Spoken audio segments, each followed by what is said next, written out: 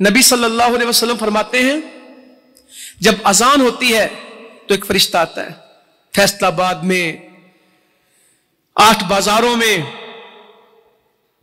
फैक्ट्रियों में, मोहल्लों में, पूरी दुनिया में, कहता उठो, उस गुनाह को, उस आग को बुझा दो जो तुमने अपने गुनाहों की वजह से अपने ऊपर जला लिया। और अल्लाह के बंदे उठते हैं, वुजू करते हैं और उनके गुनाह माफ हो जाते हैं, और कईयों की आग जलती रहती है।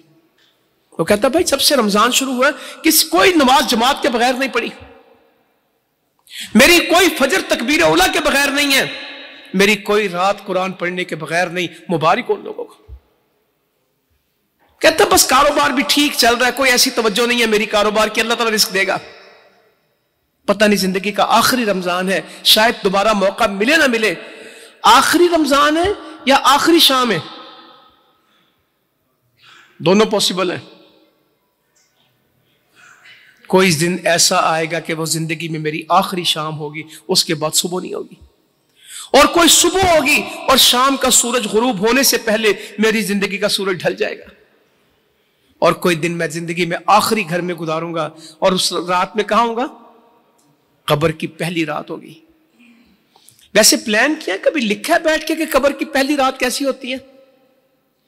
मैं आपको फूड फॉर थॉट देता हूं, थॉट प्रोसेस के लिए, सोचने के लिए कुछ देता हूं।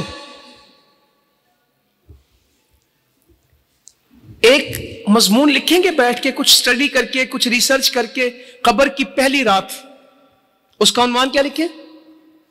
मैं हूं हाफिज अब्दुल रऊफ और कब्र की पहली रात है।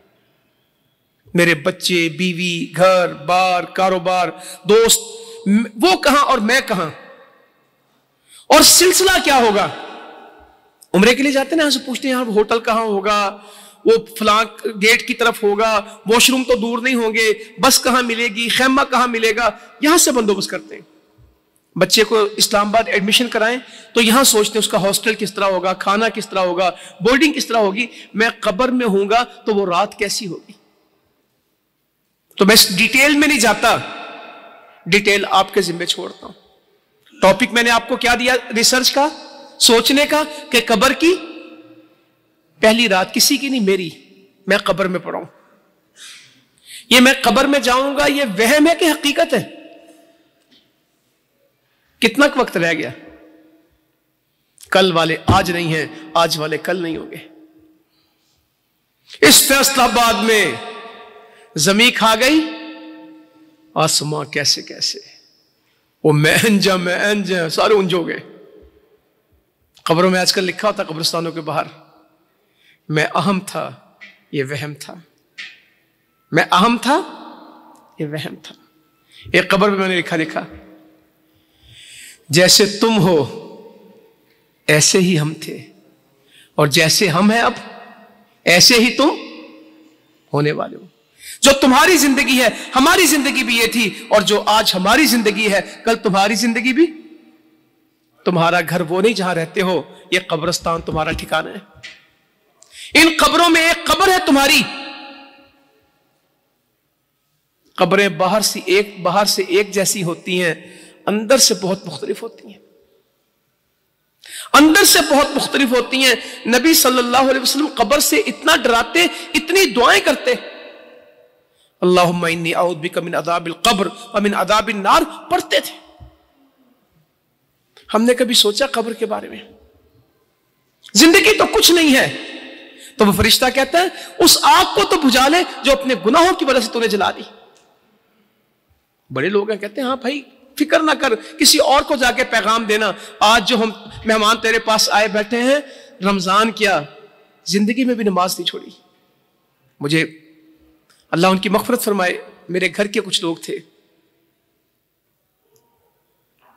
वफात से पहले मुझे बताया कि जिंदगी में 2 फजर की नमाजें हैं जो सूरज चढ़े पड़ी, 2 पूरी जिंदगी में, अपने होश में 2 नमाजें कहती सूरज चढ़े पड़ी। एक किसी के घर में गए तो खिड़की नहीं थी, अंदाजा ही नहीं हुआ कि सूरज निकल आया।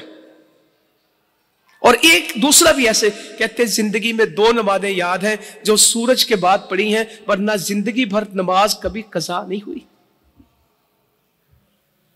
कोई ऐसा क्रेडिट हमारे खाते में भी है?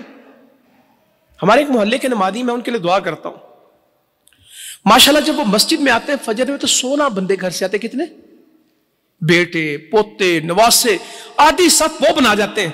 میں کہتا ہوں یا اللہ اس محلے میں سینکڑوں گھر ہیں، ہزاروں لوگ ہیں، 16 جی ایک کر دینے۔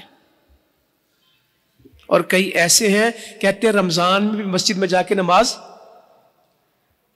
پڑھ لی دی، ہو جاندی ہے، کر لی دی، ایڈی ٹینشن نہ لو، آپ سب نماز دی پڑھ لیں گے، زندگی بہت پڑی ہے، ابھی کون سے ہم بوڑھے ہو گئے۔ میں اپنے جوانوں سے پوچھنا چاہتا ہوں، کیا مرنے کے لیے بوڑھا ہونا پڑتا ہے؟ کیا مرنے کے لیے بوڑھا ہونا پڑتا ہے؟ کیا مرنے کے لیے کوئی بہانا چاہیے؟